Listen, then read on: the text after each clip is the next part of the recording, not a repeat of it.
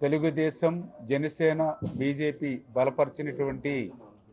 పేరాబత్తుల రాజశేఖర్ గారికి మొదటి ప్రాధాన్యత ఓటిచ్చి గెలిపించాలనేటువంటి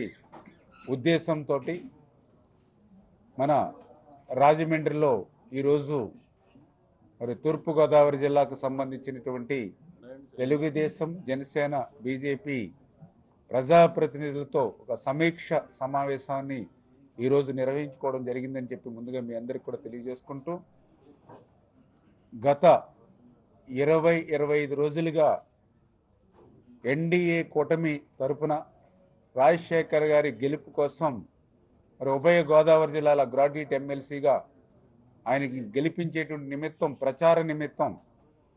మేము ఏ గ్రామానికి వెళ్ళినా, ఏ ఓడకి వెళ్ళినా, మరి ఏ ఇంటికి వెళ్ళినా కూడా అన్ని వర్గాల వారు కూడా మరి ఏకగ్రీవంగా రాజశేఖర్ గారికి ఓటేసి గెలిపించేటువంటి బాధ్యత తీసుకుంటామని చెప్పి ప్రతి ఒక్కరు కూడా చెప్తూ ఉన్నారు. ఎందుకంటే వారే చెప్తున్నారు మాటల్లో. గతంలో మేము చూసాం జగన్మోహన్ రెడ్డి పాలనలో ఆ రోజు అరాచకత్వం, రాక్షసత్వం, నియంతృత్వం, కేసులు, వేధింపులు, కక్షలతోటే ఆ రోజు పాలన సాగినటువంటి పరిస్థితి. కానీ ఈరోజు మరి ఈవేళ ఎన్డీఏ కూటమి అధికారంలోకి వచ్చిన తర్వాత ఈ పాలనలో చూస్తే అటకెక్కినటువంటి అమరావతి రాజధానిని మళ్ళీ ఈరోజు నిర్మాణం చేస్తూ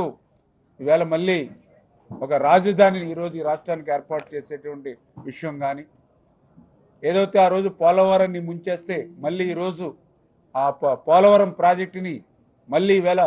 నిర్మాణం చేసేటువంటి దిశలో ఈ ప్రభుత్వం పనిచేస్తున్నటువంటి విధానం కానీ, ఏదైతే విశాఖ ఉక్కు ఆంధ్రుల హక్కు అని తెచ్చుకునేటువంటి విశాఖ ఉక్కును కూడా గత ప్రభుత్వంలో ప్రైవేటీకరణ వైపు పోతూ ఉన్నటువంటి స్థితిలో మళ్ళీ ఈరోజు ఎన్డీఏ ప్రభుత్వం వచ్చి ప్రధానమంత్రి నరేంద్ర మోడీ గారి సహకారంతో ఆ యొక్క విశాఖ ఉక్కును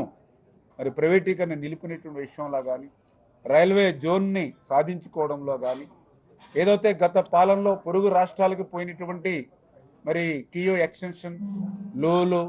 అమర్ రాజా, జాకీ వంటి ఏవైతే పరిశ్రమలు మరి పొరుగు రాష్ట్రాలకు పోయాయో మళ్ళీ ఈ ప్రభుత్వం అధికారంలోకి వచ్చిన తర్వాత ఆ పరిశ్రమలను, పారిశ్రామికవేత్తలను మళ్ళీ రాష్ట్రానికి తీసుకొచ్చి మళ్ళీ పెద్ద ఎత్తున ఈ రాష్ట్రంలో విద్య, ఉద్యోగ, ఉపాధి అవకాశాలు ఏదైతే ఈ ప్రభుత్వం అందిస్తూ ఉందో, అంటే ఈ రకంగా మరి గత ప్రభుత్వానికి ఈ ప్రభుత్వానికి మేమే పరిపాలన అభివృద్ధిలో కానీ, సంక్షేమంలో కానీ మేము చూస్తూ ఉన్నాం.